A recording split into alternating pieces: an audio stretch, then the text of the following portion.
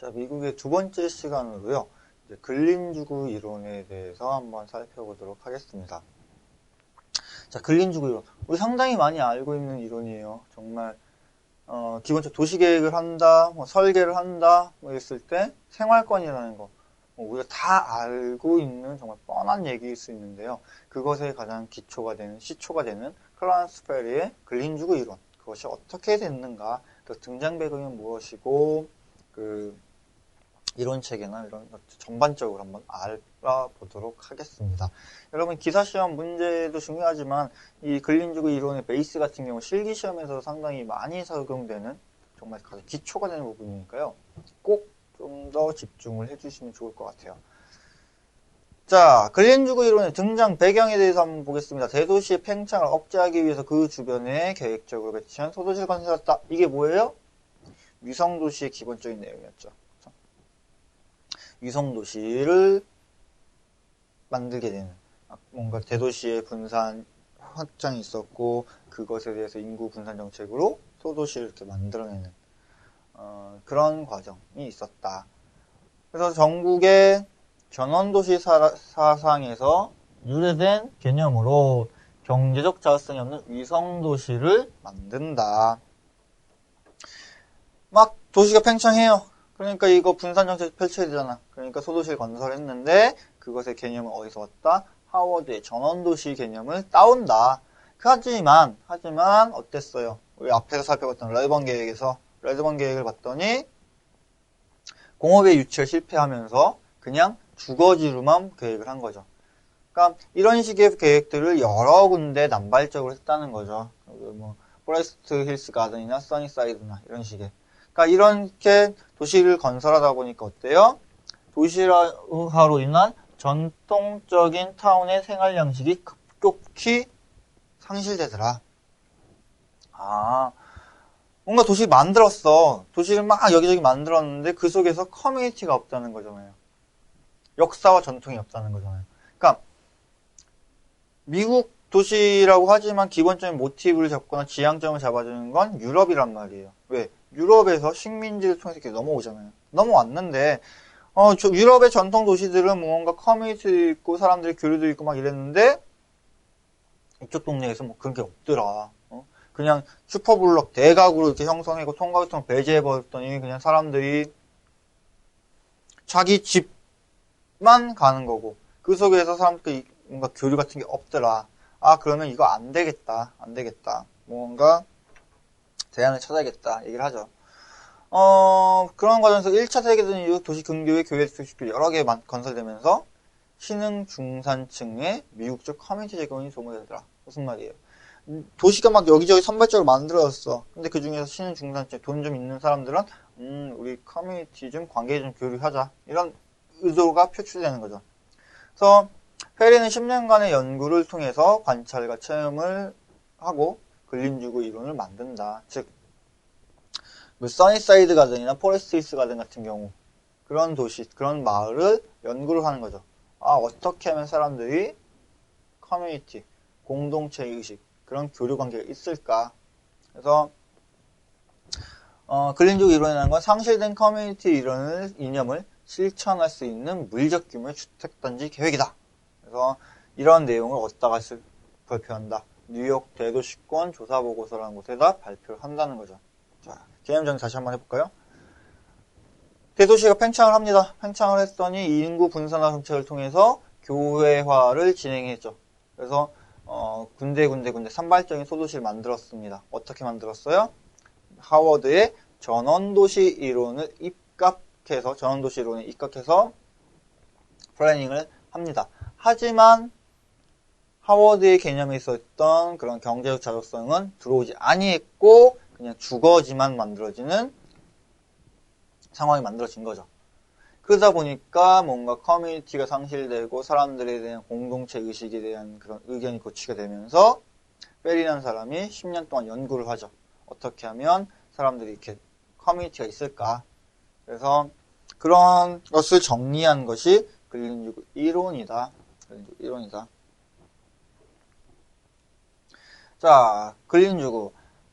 계획의 한 단위를 사회적 개념으로 사용했던 용어로서, 그러니까 물리적 규모가 아니라 사회적인 공동체 규모를 형성할 수 있도록 하는 게 기본적인 요소였죠. 어린 아동들은 위험한 큰 도로를 건너지 않고 멀지 않은 곳에 초등학교를 두어서 다닐 수 있는 물리적 규모다. 이 속에서는 뭐가 있어야 돼요? 커뮤니티라는 사회적 개념이 있어야 되는 거죠. 즉, 커뮤니티를 형성할 수 있는 물리적 규모가 근린주구 이론이 되는 거죠. 근린주구가 되는 거죠. 그리고 그것을 만드는 방법론이 근린주구 이론이고요. 자, 이분이 이제 클라런스 페리네요. 그래서 이런 기본적인 개념들을 배웠고, 시설로는 초등학교, 공원과 운동장, 가게, 건물과 도로체계에 대해서 한번 얘기를 했습니다. 자, 이런 근린주구를 평가하는데 만족을 주는 요소들은 우선 주택 유형의 강도, 유형 및 강도, 교통의, 그러니까 이런 도로, 간선도로, 국지도로, 직분산도로, 그리고 통행량 이런 거 따져줘야 되고요.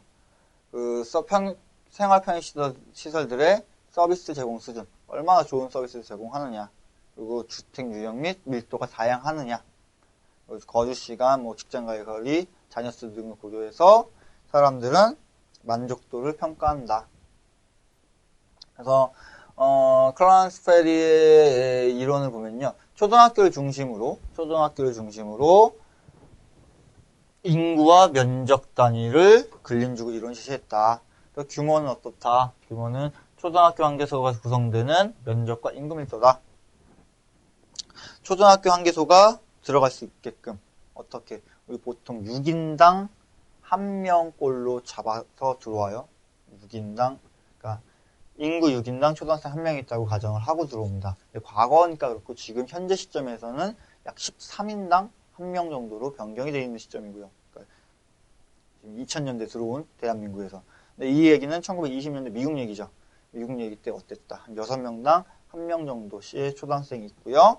그런 초등학교를 유치할 수 있는 규모가 되려면 면적과 인구 밀도를 가져야 된다. 자, 면적이라는 건 어떻게 돼요? 인구 밀도에 따라서 달라지겠죠. 인구가 고밀이라면 면적은 작을 것이고 저밀도라면 높을 것이고요. 자, 경계라는 것은 주위를 간선도로 둘러싸고 통과교통을 배제한다. 자, 간선도로, 큰 도로를 연결해서 통과교통을 배제한다는 거고요. 공지, 소공원과 레크레이션 용지를 체계화했다. 소공원, 사람들이 조금 쉴 수 있는 집 근처에 공원도 필요하고 유희를 즐길 수 있는 레크레이션 센터가 필요했다. 공공용지, 공공시설 용지는 어떻게 했다? 학교의 공공시설 용지는 지구 중심의 일단으로 배치했다. 집중적으로 시설 배치해서 접근성과 형평성, 공평성을 높인 거고요. 지구점포, 즉 상가는 한 개소 이상의 상가를 도로의 교차점에 배치해서 인접지구와 근접하게 했다. 즉, 두 개의 지구가 있다면 그 도로의 교차점에 입지한다는 거죠. 내부 가로체계는 교통량에 비례하고 지구 내 교통을 용이하게 한다. 교통량에 따라서 도로의 폭원을 결정하고, 그 전체 사이트 플랜의 흐름을 용이하게 잡아주는 게 기본적인 내용이죠. 다시 한번 정리해 볼게요. 페리는 초등학교를 중심으로 한 공간 규율을 잡습니다. 왜 초등학교를 기준으로 잡겠어요? 커뮤니티의 기본적인 공간이 되는 거죠. 초등학생끼리 서로 커뮤니티를 만든다는 게 아니라 초등학교를 구심점으로 마을 전체의 커뮤니티, 즉 운동회 같은 거 생각해 보시면 초등학교 운동회지만 동네 장식식으로 어머니, 아버지 다 오시고 이런 그런 커뮤니티 교류의 장이 만들어지니까. 그래서 규모는 초등학교 하나를 유치할 수 있는 면적과 인구 밀도가 돼야 되고, 경계는 간선도로를 통해서 충분한 폭원의 도로를 확보해줘야 되고, 적정한 공지 확보해서 사람들의 휴식할 수 있는 레크레이션 센터와 같은 거 만들어주시면서, 공공시설은 단지 중앙에 집결하고, 상가는 간선도로 교차점에 배치해서 원활한 유통의 흐름, 그리고 내부 교통은 통과교통을 배제하는 정도까지 생각하시면 될 것 같아요. 자, 그러면 좀 더 디테일하게 볼게요. 클라스 페리가 얘기했던 내용들을 보면요. 우선 규모가 어떻다? 초등학교나 설치할 수 있는 면적과 인구 밀도, 경계, 외곽에 충분한 폭원의 간선도로, 오픈 스페이스 공공시설, 상업, 내부 교통체계. 이 6가지 조건에 의해서 플래닝을 한다면 그 속에는 무엇이 있다? 커뮤니티가 있겠다. 그렇죠? 근린주구 이론이라는 거. 근린, 뭐예요? 가까운 이웃, 주구. 근린주구, 가까운 이웃이 사는 물적 공간. 근린주구 이론. 그런 공간을 만들기 위한 이론 체계라는 거죠. 경계, 규모, 경계, 오픈 스페이스, 공공시설, 상업시설, 내부 교통체계 이렇게 6가지 요소가 있었다. 자, 그럼 규모는 어떻게 되냐? 기본적으로 면적은 800 x 800이 64헥타르 정도의 물적 규모를 잡았다. 800 x 800. 자, 인구는 약 5,000명에서 6,000명 정도 거주하게 되고 약 1,500에서 2,000세대를 하나의 근린주구의 물적 규모로 보았다. 그리고 이에 따라서 반지름, 보행권의 반지름은 약 400m가량의 보행권을 잡아준다. 자, 왜 400m라는 기준이 뭐예요? 우리가 평균 통행속도를 4km로 봤을 때, 10분 내에 걸어갈 수 있는 기본적인 거리라는 거죠. 그래서 페리가 제시한 커뮤니티 형성을 위한 규모는 약 800 x 800이고 5,000에서 6,000명 정도에 살고 있는 저밀도의 거주 지역이며 반지름 약 400m 정도의 보행권을 가진 지역이 되어야 된다. 자, 경계는 어떻게 한다? 간선도로 구획해야 된다. 간선도로. 충분한 폭원. 자, 왜 간선도로예요? 직주 분리에 따른 충수퇴근의 용이성이다. 뭐 이렇게 나와있죠? 그러니까 개별적인 타운이 있었고요. 우리는 모도시로의 연결을 통해서 가야 되잖아요. 이게 신도시잖아. 신도시다 보니까 모도시, 메인 도시로서의 연결을 바로바로 할 수 있도록 큰 도로가 있어야 된다는 거고요. 자, 오픈 스페이스. 주거와 면하여 각 4분면마다, 즉 각각 스페이스마다 공원을 배치해서 보다 용이한 접근을 할 수 있도록 해야 한다는 거고요. 자, 회랑. 간선도로변에 회랑형 공원을 설치해서 보다 거주민들이 쉽게 접근할 수 있는, 보다 쾌적한 공간 환경을 만들어줘야 되는 게 된다. 공공시설. 단지 중앙의 배치를 통해서 접근성과 형평성을 고려해줘야 되고요. 상업은 교차점 부분, 여기 간선과 이 간선의 교차점 부분이 있기 위해서 주변과의 교류를 보다 쉽게 연결하도록 하고요. 내부 교통은 어떻게? 주군의 통과 교통을 배제해서, 그렇죠? 통과 교통이 배제를 해서 간선과 간선이 일자로 관통하는 게 아니라 루프 형태로 꺾어진 가로망을 채택함으로 인해서 거주민의 안전성을 높이는 방안이 나와야 된다. 그래서 이렇게 6가지 내용들 정리해 보시면 페리의 근린주구 이론은 정리가 되겠죠. 자, 그런데 이러한 근린주구 이론은요, 폐쇄적이고 배타적인 자석 공동체랍니다. 그러니까 무슨 말이에요? 대규모의 공원이 한 5,000세대 정도 되는, 5,000명 정도 되는 인구 밀도를 가진 지역이 간선도로 분리된 자기만의 영역이 확보된 거죠. 또한 경계를 고정을 시켜버리니까 앞으로 발전 가능성이 감소하는 거고, 전통적 가로의 기능 축소 및 경관 훼손을 초래했다. 전통적으로 가로변의 상가와 그 속에서 사람들이 모이면서 뭔가 활동이 있어야 되는데, 그 충분한 폭원의 간선도를 만들다 보니까 차량의 유입이 많아지고 가로 경관이 떨어지게 되는 그런 과정이 좀 있다는 거죠. 이런 내용을 통해서 자족적인 형성은 되지 아니한다는 거. 뭐 이런 내용들을 정리를 해놓으시면 좋을 것 같아요.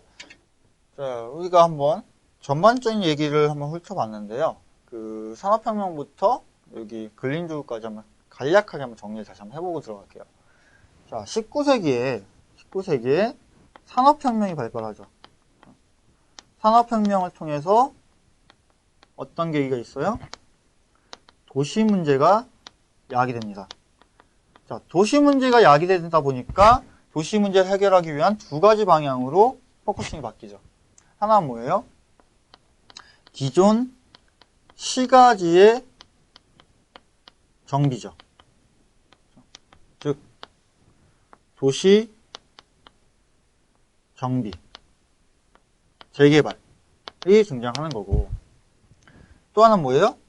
신시가지의 계획이죠. 신시가지 계획. 이것은 신도시 혹은 이상도시로 이야기가 빠지겠죠. 자, 도시정비 같은 경우는 누가 받아가요? 이론적으로 최드웍이 가져가죠. 최드웍의 공중위생법을 통해서 도시정비를 할 수 있는 방안을 가고요. 자, 이상도시는 어떻게 빠져요? 우선 ON의 공장촌 도시가 등장을 하죠. 사회적인 공동체 얘기하고. 자, ON의 사상은 언제 나와요? 15세기 중세 혹은 르네상스 시대에 누구? 토마스 모어의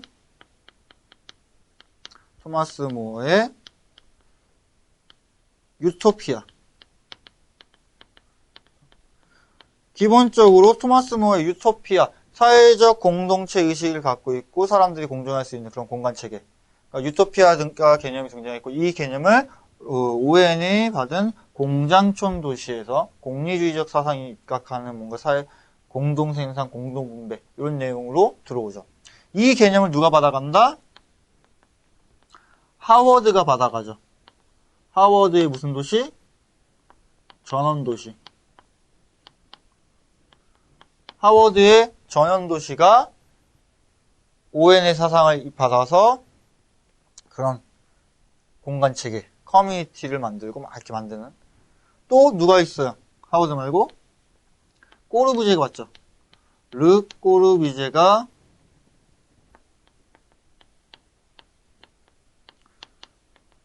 기능주의의 도시를 받아갑니다.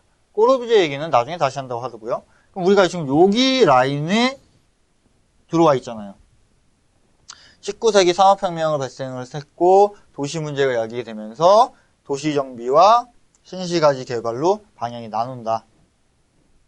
그래서 신도시는 이제 ON이라는 사람의 공장촌 도시로 갈 것이고, 도시정비는 최드웍의 그 공중위생법으로 빠지겠다.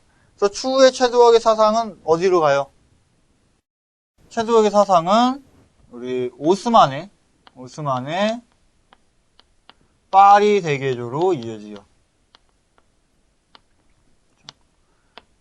이것은 우리 전에 한번 잠깐 얘기 나왔었을 거예요. 산업혁명 시기 때. 자, 그러면 신시가지의 개발, 신도시의 개발은 이제 ON의 공장촌 도시를 받았고, 그거에 대해서 하워드의 전원도시 사상을 받아가는 거죠. 여기까지가 우리 전 시간 기본적인 내용들인데, 이 이후의 얘기를 한번 더 전개를 맞춰보면, 자, 하워드의 전원도시 사상을 통해서 기본적인 도시 공동체, 앞으로 근 세계적인 그 신도시들의 영향력을 상당히 미치죠. 이걸 받아서 어디서, 미국에서 위성도시라는 개념이 등장하죠. 자, 경제적 자율성을 가지고 있는 인구 3만 명 정도의 규모를 가진 하나의 공동체 도시를 만들어야 되는데, 그런 도시의 개념이 어넌과 파커에 의해서 레치워스와 웨란에서 만들어져요. 근데 그 이후에 미국에서 도시 개발을 같이 하죠. 여기도 어떤 거야? 도시의 확산이야. 도시가 점점 커지잖아요. 도시가 점점 커지니까 이 확산을 방지하기, 혹은 이 확산에 대해 인구 문제를 대체하기 위해서 위성도시, 분산도시화 과정을 택하는데, 미국의 방안은 위성도시라는 거죠. 위성도시는 전원도시의 개념적인 차이가 자족성이 없다. 위성도시 예로 어디가 있었어? 레드번이나 써니사이드라는 곳이 있는 거죠. 레드번이나 써니사이드에서 플래닝을 하는데, 누가? 라이트와 슈타인이 써니사이드나 레드번 계획을 수립하면서 어떤 공동체 의식 자체를 구체화했는데, 여기서 했더니 어떤 문제가 나온다. 뭐가 없다? 커뮤니티가 상실되더라. 커뮤니티가 상실되더라. 이것을 연구한 사람이 누구였어요? 이것을 연구한 사람이. 클라렌스 페리가 이걸 연구를 했죠. 아, 도시가 이쪽에 뭔가 이렇게 커뮤니티가 없더라. 그러면 어떻게 해? 근린주구 이론을 만들자. 근린주구 이론을 만들자. 그래서 6원칙에 대해서 얘기를 하는 거죠. 첫 번째, 규모. 두 번째, 경계. 세 번째, 오픈 스페이스. 네 번째, 공공. 다섯 번째, 상가. 여섯 번째, 내부 교통. 자, 이 6가지 공간을 만든다면 그 속에서는 커뮤니티, 사람들 간의 교류, 관계가 지속될 것이다. 이런 얘기를 하는 거잖아요. 자, 그러면 레드본 계획은 어떤 거였어요? 슈퍼블럭이었죠. 얼마짜리? 약 12에서 20헥타르. 즉 300에 400, 300 혹은 500, 400에 대규모 블럭을 만들어주고 이 외곽엔 도로가 결쳐되면서 내부에는 집들이 고차분리를 통해서 들어간다는 거죠. 그럼 이 내부 같은 경우 사람들이 차량이 없으니까 안전성은 향상되는 거고 무언가 다양한 주택, 블럭들이 들어갈 수 있는 거죠. 다만 이렇다 보니까 어땠어요? 타 블럭과 다른 블럭들 간의 교류가 전혀 없는 거죠. 다른 블럭도 교류가 없잖아. 커뮤니티가 상실되잖아. 그러면 페리는 어떻게 했어, 이거를? 아예 내부는 통과유통을 배제하더라도 안에 공간을 만들어준다면 그리고 구심점, 중심지에 중앙시설을 배치한다면 여기 하나가 사이트 플랜이 되는 거고 레드본 계획은 이런 거잖아요. 이런 대규모 블록들이 하나의 섹터를 이루는 거고 그럼 이 동네 길, 자기들만의 하나의 타운이니까 폐쇄적인 공동체를 만들었고 서로 연결이 안 됐다는 거고 페리는 이런 걸 통해서 봤더니 이 사람들을 하나로 묶으려면 어떻게 된다? 규모라는 초등학교 중심으로 하나의 생활권을 잡아주자. 그리고 외곽은 간선도를 확보해서 자기들의 영역을 확보할 것이고 내부엔 스팟에 공공시설이나 공원들을 배치해서 좋은 환경 조성하자. 또한 옆 동네와 교류를 하기 위해서 교차점에 무엇을 놓자? 상가를 놓자. 내부 중심과 지구 중심, 주구 중심과 지구 중심을 구분 짓자는 거였죠. 이것이 페리의 내용이다. 그래서 한번 간략하지만 설계에서도 많이 적용되는 개념이니까요. 알아는 두시면서 여러분이 필기시험에서 나오시는 건 요거에 따른 슈퍼블럭 그리고 근린주구 이론의 6원칙 이 정도가 필기시험에서 자주 나와요. 전원도시 하워드가 개념을 주장했고요. 3만에서 5만 명 정도 거주면 있으면서 약 자족적인 공동체가 있고 조합을 통해서 운영한다는 이런 기본적인 개념들. 위성도시는